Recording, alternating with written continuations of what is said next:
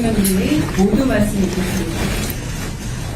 네, 지금 여기와 대한민국은 정확하게 12시간, 밤 12시간, 낮 12시로 바뀐 상태입니다. 여러분도 힘드시죠? 근데 뭐 우리가 힘든 거야 별 크게 힘든 건 아니고 우리 국민들께서 겪는 어려움에 비하면 아무것도 아니죠. 자, 오늘은 제 73주년 정전협정 체결일이기도 하고 유엔군 참전의 날입니다. 70여 년 전에 작고 힘없는 나라였던 우리 대한민국은 해외 참전 용사들의 숭고한 헌신 그리고 국제사회의 지원에 힘입어서 자유와 민주주의를 지켜냈습니다. 전쟁의 잿더미 위에서 우리 국민들은 한강의 기적을 빚어냈고 이제 대한민국은 세계 최초로 도움받던 나라에서 도움 주는 나라로 바뀌었습니다.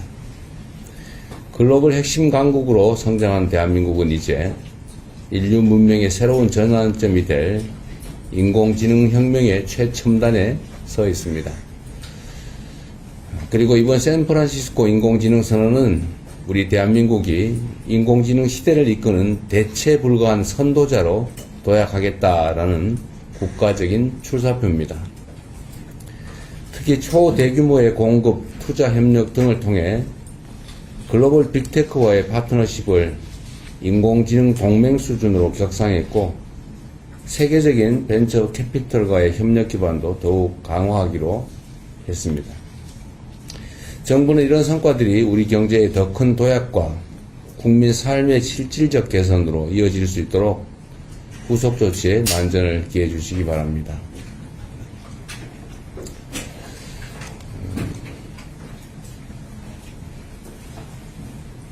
인공지능을 넘어 여타 첨단 산업, 또 문화 분야에서도 세계를 선도하는 데 총력을 다할 것입니다. 우리 정부 출범 이후에 첫 남미 순방이 이제 본격적으로 시작됐습니다. 국제 질서를 급속하게 재편하는 시대 상황 속에서 외교적 네트워크를 다변화하고 또 다층화하는 노력은 국가의 안정적 발전을 위해서 필수적입니다.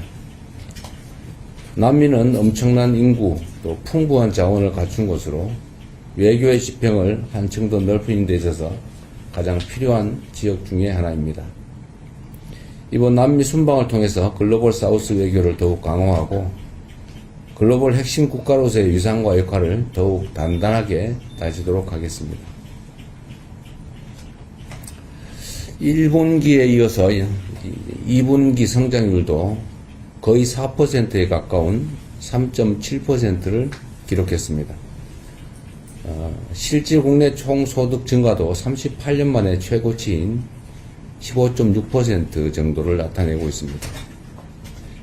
수출을 중심으로 내수와 설비 투자가 고른 회복세를 보이는 덕분입니다.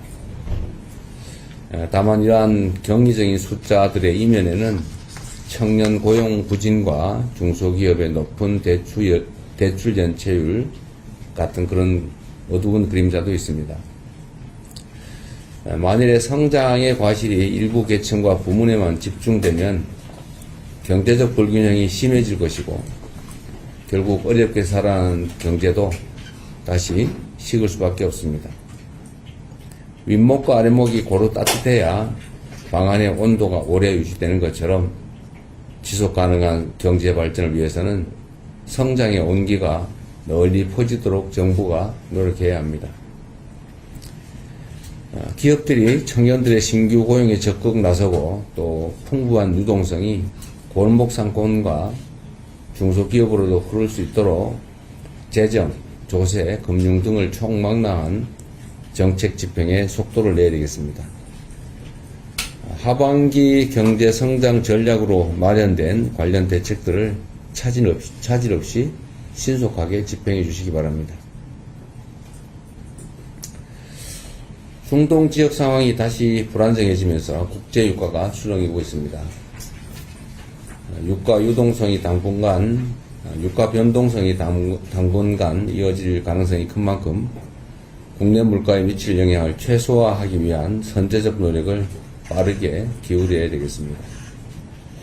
유가 불안이 확실하게 해소될 시점까지 석유 최고 가격제를 지속하고 유류세 인하 같은 정책 수단도 최대한 유지해 주시기 바랍니다. 상황이 악화되면 민생의 어려움을 완화하기 위한 추가 방안도 적극 검토해야 되겠습니다. 아울러 화물차와 건설기계 운전자, 농어민, 이동노동자들처럼 격리 의존도가 높은 계층의 부담을 덜기 위한 대책도 지속 추진해야 되겠습니다. 모두가 힘든 시기를 악용해서 불법적 돈벌이에 나서는 행태 역시 확실하게 단죄해야 되겠습니다. 이번 중동 전쟁을 틈타서 국내 정유사들이 수십조 원 규모의 담합행위를 했던 것이 수사 결과 드러났습니다. 기름뿐 아니라 다른 핵심 민생 품목들에 대해서도 매점 매서 담합행위 같은 사례가 발생하지 않도록 관계당국이 시장 교란행위 단속에 만전을 기해 주시기 바랍니다. 장마가 끝나고 이번 주부터 본격적인 무더위와 함께 휴가철이 시작됩니다. 우리 국민들께서 편안하게 가족과 함께하는 시간을 즐기실 수 있도록 정부는 물가와 안전 등 민생 대책 전반을 꼼꼼하게 점검해 주시기 바랍니다. 이런 시기일수록 어려운 국민의 삶을 구체적으로 살피는 게 중요합니다. 변변한 냉방장치 없이 무더위를 견디고 계시는 쪽방촌 주민들, 또 치솟는 물가에 휴가는커녕 반찬거리 걱정부터 앞서는 서민들, 좁은 취업문을 뚫기 위해서 이 순간도 땀 흘리는 청년들, 가족을 위해서 폭염 속에서도 달궈진 아스팔트를 달려야 되는 이동 노동자들, 물건을 하나라도 더 팔기 위해서 잠까지 줄이며 가게 문을 여는 동네 사장님들, 이런 국민들 모두가 오늘은 고단해도 내일은 더 나아질 것이다 라는 희망을 가지실 수 있도록 저와 정부는 매 순간 전심전력을 다하겠다는 말씀을 드립니다. 국민 여러분, 이번 한 주도 힘들긴 하지만 활기차게 시작하시기 바랍니다. 이상입니다. 고맙습니다.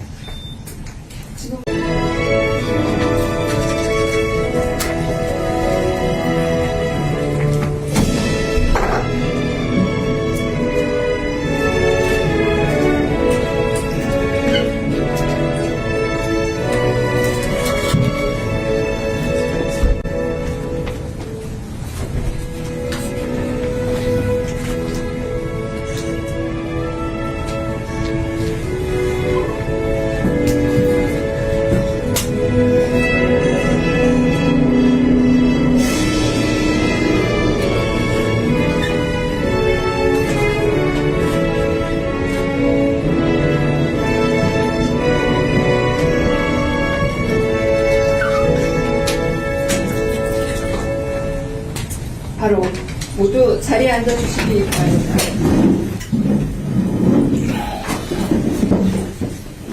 지금부터 제41차 수석 보좌관 회의를 시작하겠습니다. 오늘 회의는 대통령님께서 현재 브라질 순방 중이신 관계로 브라질과 서울을 화상으로 연결해 진행합니다. 지금부터 대통령님이 모두 말씀해 주십니다. 네, 지금 여기와 대한민국은 정확하게 12시간, 밤 12시간, 낮 12시로 바뀐 상태입니다.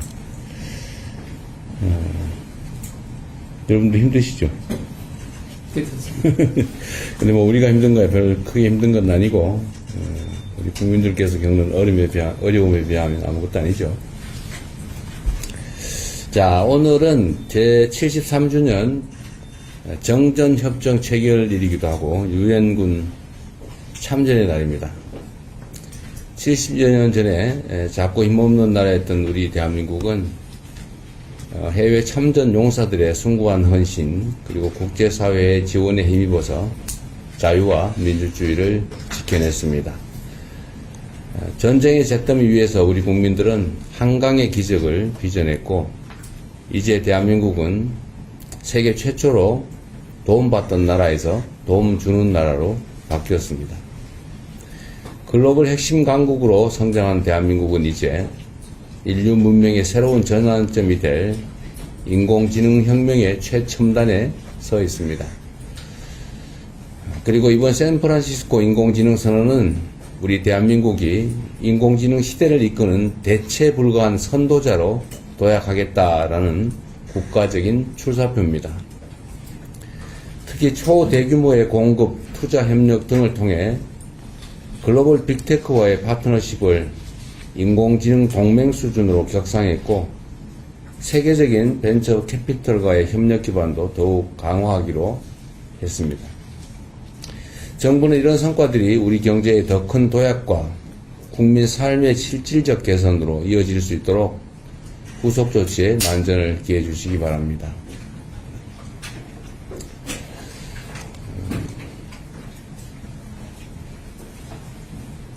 인공지능을 넘어 여타 첨단 산업, 또 문화 분야에서도 세계를 선도하는 데 총력을 다할 것입니다.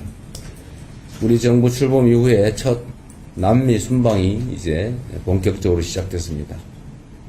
국제 질서를 급속하게 재편하는 시대 상황 속에서 외교적 네트워크를 다변화하고 또 다층화하는 노력은 국가의 안정적 발전을 위해서 필수적입니다. 남미는 엄청난 인구 또 풍부한 자원을 갖춘 곳으로 외교의 지평을 한층 더 넓히는 데 있어서 가장 필요한 지역 중에 하나입니다.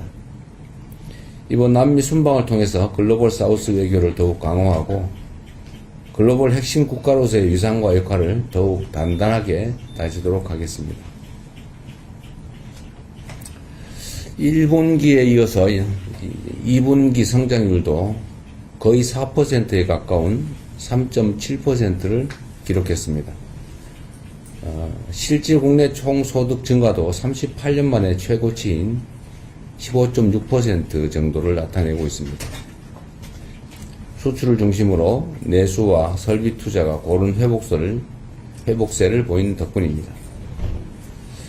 다만 이러한 경이적인 숫자들의 이면에는 청년 고용 부진과 중소기업의 높은 대출 연체율 같은 그런 어두운 그림자도 있습니다.